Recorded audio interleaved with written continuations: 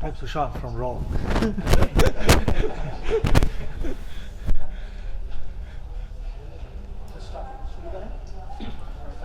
कृपया शांति बनाए रखें. All right. The picture of Aishwarya Rai right there. See. हम लोग क्वेश्चन पूछेंगे आपको, आप सेंटर पे पूछिए. अच्छा, ऐसे बात करना है. हाँ. अच्छा. ठीक. सुशांत, सबसे पहले तो आपका बहुत बहुत स्वागत है. Thank you. सबसे पहले तो जानना चाहेंगे कि डिटेक्टिव ब्योमकेश बख्शी कौन है और क्या करता है. डिटेक्टिव ब्योमकेश बख्शी आज से बहुत साल पहले शरदिंदु बैनर्जी ने लिखी थी और ये बहुत ही इंडियन स्टाइलिश डिटेक्टिव है, जैसे हम लोग आजकल जानते हैं शर्लॉक होम्स के बारे में, और इतने सारे लोगों ने उसको प्ले किया है और हम लोग बहुत फैसिनेटेड हो जाते हैं उसको देखने के लिए. लेकिन हमें ये जानना ज़रूरी है कि हमारे पास भी ब्योमकेश बख्शी है जो कि उतना ही स्टाइलिश है और बिल्कुल इंडियन है और बिल्कुल ही बंगाली है. और क्योंकि ये ब्योमकेश बख्शी जो फिल्म है ये उनका पहला केस है, इसलिए ये फिल्म बहुत ही ज़्यादा इंटरेस्टिंग और अलग है जितने कि बाकी ब्योमकेश बख्शी को हमने देखा है. अच्छा, जैसे कि आपने स्टाइल की बात की, तो कपड़े में तो आप काफ़ी अलग लग रहे हो, स्टाइल में काफ़ी अलग लग रहे हो, लेकिन भाषा पर भी आपने काफ़ी काम किया, तो उसके लिए कितनी मेहनत करनी पड़ी, क्या कुछ रिसर्च करनी पड़ी इसके लिए? नहीं, देखिए, भाषा जो है, एक चीज़ दिवाकर ने मुझे बोली थी, वो ये बोली थी कि जो फिल्म में हिंदी होगा वो उसका मतलब बंगाली होगा. तो इस फिल्टर के थ्रू जो है ऑडियंस देख रही है फिल्म, तो हम लोग इसमें इश्क या ऐसी चीज़ें नहीं डालेंगे, ये हिंदी होगी बिल्कुल, और हिंदी का मतलब बंगाली होगा. इसके अलावा जितना भी मैनरिज्म है और जितनी भी चीज़ें हैं वो बिल्कुल बंगाली हैं और बिल्कुल ही पीरियड करेक्ट है, 1940 की चीज़ें. Apart from that language is one thing जो कि बिल्कुल ही हिंदी है. सुशांत, डिफ़िकल्ट था या चैलेंजिंग? दोनों ही था. जब भी आप कोई ऐसा किरदार करते हैं जो आपकी तरह नहीं होता है, वो हमेशा डिफ़िकल्ट होता है. सबसे पहला समझना, और दूसरी तरह आप जैसे हैं उस चीज़ को छोड़ के कुछ नया चीज़ अटेम्प्ट करना, ये सबसे डिफ़िकल्ट होता है. और ये हर फिल्म में होता है, चाहे मैं कुछ भी करूँ, चाहे वो ईशान हो या फिर रघु हो या फिर सरफराज हो या फिर ये ब्योमकेश बख्शी हो. कोई चीज़ें होती हैं जिनका ध्यान रखना पड़ता है. अगर ये 1940 की फिल्म है तो जितनी भी चीज़ें और जैसे भी ये बंदा सोच रहा है वो उस समय के जनरेशन से ताल्लुक़ रखनी चाहिए. और अगर ये कलकत्ता है तो कलकत्ता के ग्रेजुएट जो 1940 में होते हैं उनकी तरह होना चाहिए. तो ये सारी चीज़ें जिन पे बहुत ध्यान रखना पड़ता है. And at the same time आपको ये देखना पड़ता है कि आपके फिल्म मेकर एक्चुअली बताना क्या चाहते हैं इस फिल्म के बारे में. अभी कितनी बार ये फिल्में बन चुकी है, तो कुछ तो नया होगा जो फिल्म के ज़रिए दिखाना चाहते हैं. तो उस चीज़ को समझना ताकि आप कुछ ऐसा ना करें जो कि फिल्म को ख़राब करे. नएपन की बात हो रही है, स्क्रिप्ट काफ़ी नई, तो जब स्क्रिप्ट आई आपके पास पहला रिएक्शन क्या था? You wanted to do, you were thinking कि करे नहीं करे, किस तरह से? सबसे पहला ही आइडिया जो था वो सबसे पहला आइडिया जो था कि दिवाकर बैनर्जी डायरेक्ट कर रहे हैं और यशराज प्रोड्यूस कर रहा है, यही बहुत अच्छा आइडिया था.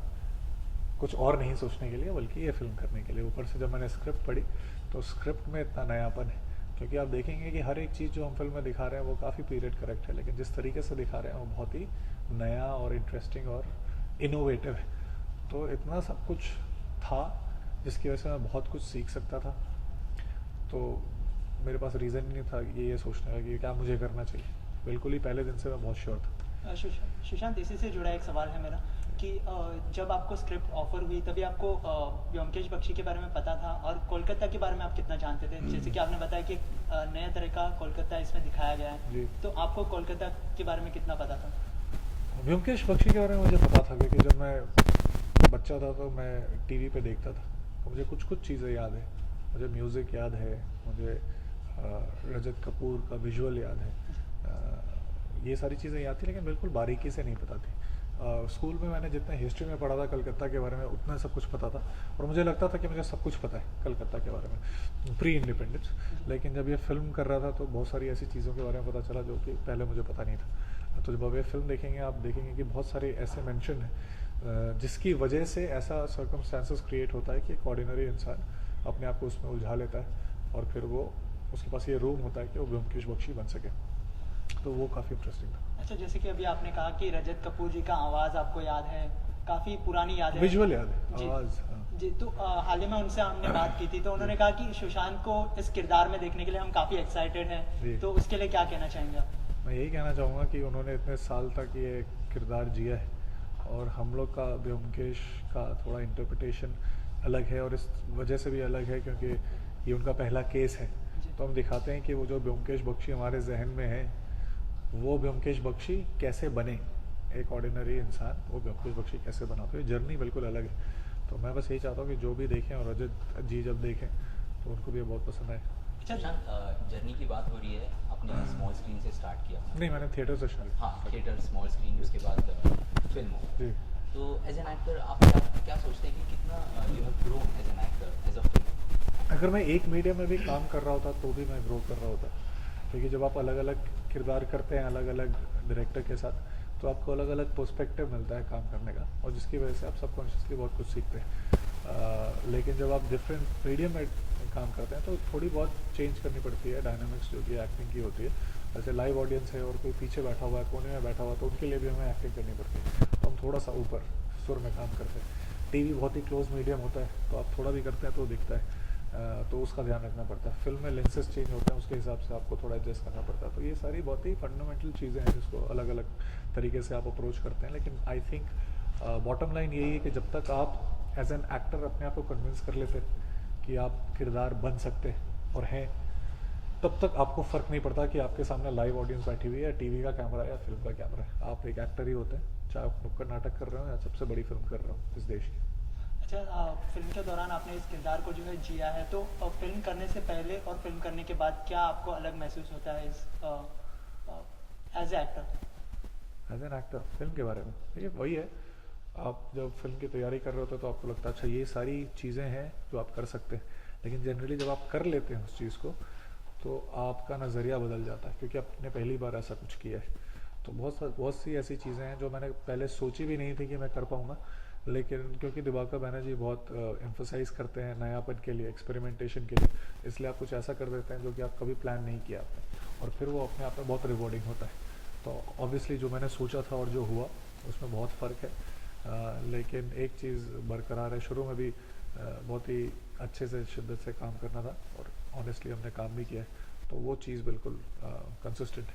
अच्छा, दिवाकर जी की बात करें तो हमेशा से नया कॉन्सेप्ट लेके आए हैं वो सबके सामने, तो उनके साथ काम करने का एक्सपीरियंस कैसा था आपको? उनके साथ काम देखिए, वो बहुत ही एक्सपीरियंस्ड मजे हुए डायरेक्टर है। तो वो एक्टर को देखते हैं और फिर सोचते हैं कि किस तरीके से उसको वो बात बताई जाए जो फिल्म में है।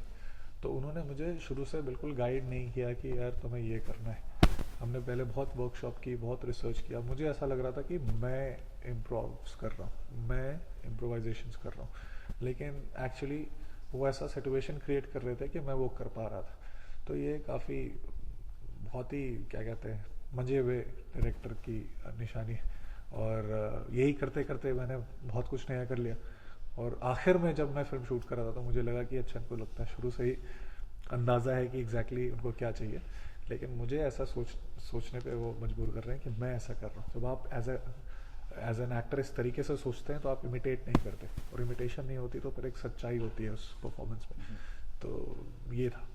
अच्छा, डिटेक्टिव की बात करें तो एक फिल्म आई थी विद्या बालन की, बॉबी जासूस, और रणबीर कपूर की एक आने वाली है जग्गा जासूस। तो उन फिल्मों से ये फिल्म कैसे अलग होगी? बिल्कुल ही, अब क्योंकि हर जगह इतनी सारी रोमांटिक फिल्म्स बनती हैं, बहुत सारी डिटेक्टिव फिल्म्स बनती हैं, बहुत सारी बॉन्ड की फिल्म्स बनती हैं, तो किसी भी जॉनर को लेके हम सारी फिल्म को ये नहीं बोल सकते कि एक कॉन्फ्लिक्ट अलग होता है सारी फिल्मों का। जिस तरीके का डायरेक्टर अगर यही एक फिल्म कोई और बनाए आज, तो वो इसी स्क्रिप्ट को अलग तरीके से बनाएगा, क्योंकि वो उसका नज़रिया है, उसका बोलने का तरीका है। तो इस हिसाब से देखा जाए तो ये फिल्म बहुत अलग है आपस में, और कोई ताल्लुक नहीं है एक दूसरे से। आखिर में आपसे जानना चाहूँगा कि ट्रेलर आ चुके हैं, 2 ट्रेलर सबके सामने आ चुके हैं, तो कोई अलग कॉम्प्लीमेंट मिला है आपको इस किरदार के लिए और फिल्म के लिए? जी हाँ, मैं जब तैयारी कर रहा था और मैं बंगालीज जो हैं, बंगाल के बिल्कुल वहाँ रहने वाले, उनसे जब इंटरेक्ट कर रहा था तो मुझे पता चला कि ये लोग बहुत ही ब्योमकेश और फेलुदा सबको अपने क्लोज रखते हैं और ओपिनियन रखते हैं उसके बारे में। तो मैं बहुत डरा हुआ था इस चीज़ को लेके, लेकिन अब जब मैं कमेंट्स पढ़ता हूँ और वो बोलते हैं कि उन्होंने सारी स्टोरीज़ पढ़ी, उन्होंने सारे बंगाली फिल्म देखी हैं, उन्होंने चिड़िया खाना भी देखा है जो सत्यजीत रे ने बनाई थी, और उनको पहले डर लगा कि ये तो यार बहुत अलग तरीके का है, लेकिन उनको ये देख के भी मज़ा आ रहा है। तो जब ऐसा होता है तो आपको लगता है कि आपने जितनी मेहनत की है वो सही डायरेक्शन में की है। अच्छा, फाइनली व्यूवर्स को क्या कहना चाहेंगे ब्योमकेश बख्शी के बारे में? मैं यही बोलना चाहूँगा कि ये आज तक मेरा बेस्ट काम है। दिवाकर बैनर्जी पिछले 15-20 साल से ये फिल्म अपने सीने से क्लोज रखे उनको ही बनाना था। बहुत ही इंटरेस्टिंग फिल्म है और अगर आप देखेंगे तो आपको बिल्कुल अच्छी लगेगी। इसलिए मैं बस आप सबसे ये कहना चाहूँगा कि 3 अप्रैल को रिलीज़ हो रही है, तो प्लीज़ मिस मत करिए और देखिए, और एंटरटेनमेंट के लिए देखिए। Thank you thank you so